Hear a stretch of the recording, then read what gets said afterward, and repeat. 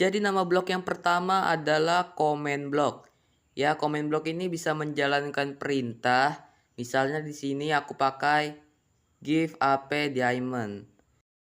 Kalau udah kalian tinggal aktifkan aja, terserah mau pakai tuas atau pakai tombol atau mungkin langsung di komennya. Nah, kalau udah kalian akan mendapatkan satu diamond kayak gini. Kalau kalian atur 2 kali atau sampai 3 kali, kalian akan mendapatkan diamond sampai 3 kali. Nah, di sini kalau kita atur ulangin, itu akan nge-spam gitu ya guys. Nge-spam tuh. Kalian juga bisa bikin, terserah kalian lah. Yang kedua ini namanya struktur blok. Ini bisa nyalin dan pas struktur kita. Di sini sebagai contoh, di sini kita bisa atur untuk polanya, untuk berapa ukuran strukturnya gitu ya. Terus kalau udah kalian tinggal save aja, kalian kasih nama dulu, baru kalian save atau simpan.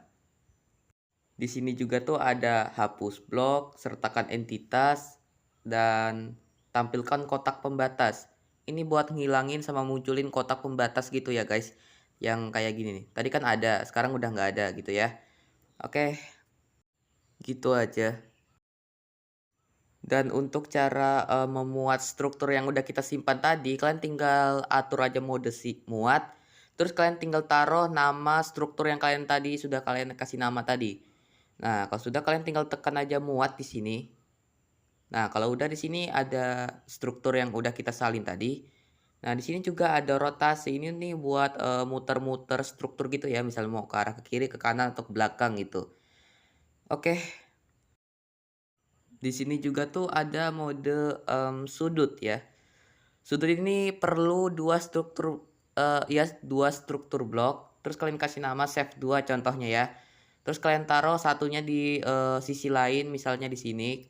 Terus kalian kasih namanya sama ya, save 2. Nah, kalau udah kalian tinggal terserah mau naruh apa struktur bloknya di tempat lain, kalian buka terus kalian tulis save 2 atau yang tadi kalian sudah kasih.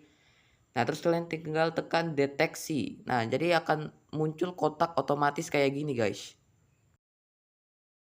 Selanjutnya ada light block. Ini kayak blok lampu gitu ya. Ini misalnya contoh aku malamkan dulu. Terus ini kalian tinggal taruh aja tuh. Akan terang gitu. Ini juga bisa kita atur levelnya dari 1 sampai 15 ya. Dan ini bisa hilang kalau kita nggak megang bloknya. Dan kalau kita hancurin tuh bloknya nggak bakal hancur ya. Blok lampunya yang nggak bakal bisa hancur tuh.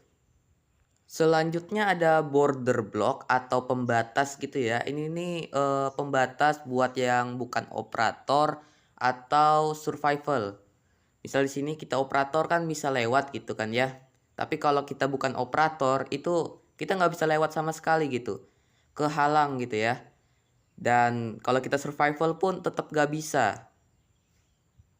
Selanjutnya ada comment block minecart atau kereta dalam comment block dalam kereta gitu. Ya fungsinya sama lah kayak comment block. Selanjutnya ada jigsaw block. Ya jujur aku nggak tahu nih cara makainya gimana. Selanjutnya ada allow block dan Denny block. Di sini kalau kita ada dalam mode adventure, kita tuh bisa naruh blok cuy. Tapi di atasnya doang gitu. Kayak gini. Tapi kalau kita dalam mode survival, terus kita naruh blok di atas ini, itu nggak akan bisa gitu. Nggak akan bisa. Selanjutnya ada NPC ya. Tuh NPC guys. Bisa kita edit, bisa kita kasih nama, kostum skin, komen, dan dialog gitu ya.